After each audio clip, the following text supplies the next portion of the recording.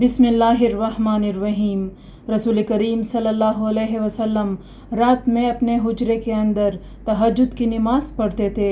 हुजरे की दीवारें पस्त थी, इसलिए लोगों ने नबी करीम सल्लल्लाहु अलैहि वसल्लम को देख लिया और कुछ लोग आपकी इक्तिदा में नमाज के लिए खड़े हो गए। सुबह के वक़्त लोगों ने उसका जिक्र दूसरों से किया।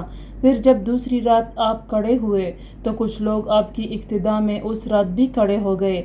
ये सूरत 2 या 3 रातों तक रही। उसके बाद रसूलुल्लाह सल्लल्लाहु अलैहि वसल्लम बैठ रहे और नमाज के मकाम पर तशरीफ़ नहीं लाए।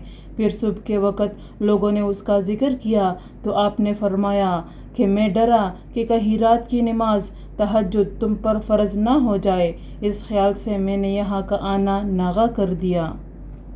रसूलुल्लाह सल्लल्लाहु अलैहि वसल्लम ने रमज़ान में एक हुजरा बना लिया या ओट पर्दा। बसर बिन सईद ने कहा, मैं समझता हूँ वो बोरिए का था। आपने कई रात उसमें नमाज पढ़ी। सहाबा में से बाज़ हज़रात ने उन रातों में आपकी इक्तिदा की। जब आपको इसका इल्म हुआ तो आपने बैठ रहना शुरू किया, नमाज मौकूफ़ रखी।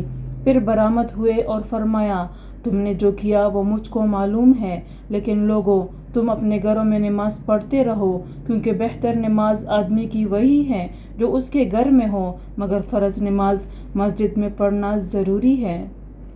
रसूलुल्लाह सल्लल्लाहु अलैहि वसल्लम एक घोड़े पर सवार हुए और गिर जाने की वजह से आपके दाएं पहलू में ज़ख्म आ गए। हज़रत अनस रज़ी अल्लाह तआला अन्हु ने बतलाया कि उस दिन हमें आपने एक नमाज़ पढ़ाई।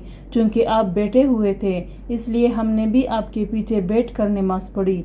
फिर सलाम के बाद आपने फरमाया कि इमाम इसलिए है कि उसकी पैरवी की जाए, इसलिए जब वो खड़े होकर नमाज पढ़े तो तुम भी खड़े होकर पढ़ो, और जब वो रुकू करे तो तुम भी रुकू करो, और जब वो सर उठाए तो तुम भी उठाओ, और जब वो सजदा करे तो तुम भी करो, और जब वो समी अल्लाहु लिमन हमिदा कहे तो तुम रब्बना वलकल हम्द कहो।